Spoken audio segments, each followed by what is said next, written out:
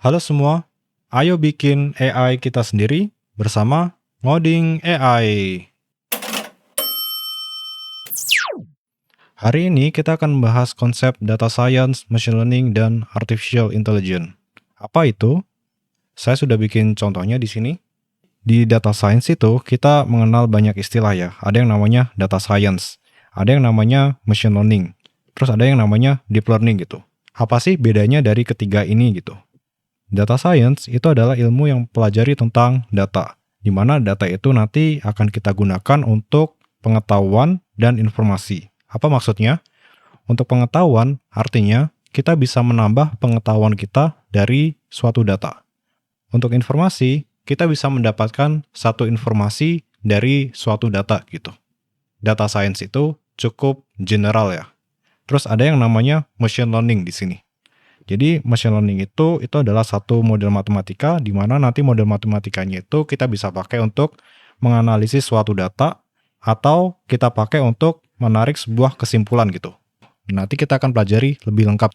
Terus ada lagi yang namanya deep learning. Apa sih deep learning? Deep learning itu sebenarnya adalah machine learning, yaitu model matematika, tapi nanti kita pakai neural network gitu atau sistem jaringan saraf. Kenapa dinamakan sistem jaringan saraf? Itu sebenarnya kita coba meniru sistem jaringan saraf yang ada di tubuh manusia gitu. Di mana sistem syaraf tersebut terdiri dari banyak neuron yang memproses suatu data gitu. Misal kayak kita melihat suatu gambar, itu kan nanti datanya akan diolah di otak kita melalui syaraf gitu. Jadi kalau kita mau coba gambar semestanya, kita punya yang namanya data science di sini. Semestanya adalah data science. Nah, dari data science ini kita punya machine learning di sini.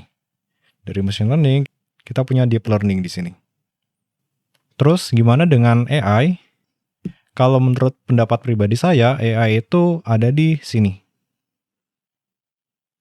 Di mana AI itu kita pakai untuk menganalisis suatu kejadian gitu. Nah, itu masuknya adalah di machine learning.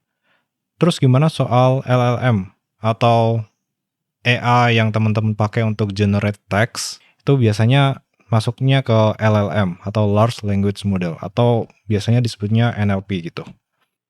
Nah, untuk case itu biasanya mereka tuh pakainya adalah deep learning. Biasanya yang teman-teman pakai, dia kan bisa mengeluarkan suatu data baru gitu. Itu biasanya kita sebutnya dengan generative AI. Kenapa namanya generative AI? Karena AI tersebut dia bisa generate atau menghasilkan suatu output yang baru gitu dari input yang teman-teman masukkan gitu. Perjalanan kita untuk belajar generative AI itu panjang sekali. Kita harus belajar yang namanya data science dulu, kita harus belajar machine learning, kita harus belajar deep learning gitu. Terutama dua hal ini gitu. Karena generative AI itu kita pakai deep learning, kalau misal teman-teman nggak tahu deep learning itu bakal susah.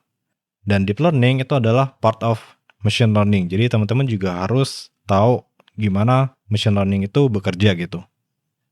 Nah, tenang, kita akan bahasnya satu persatu ya.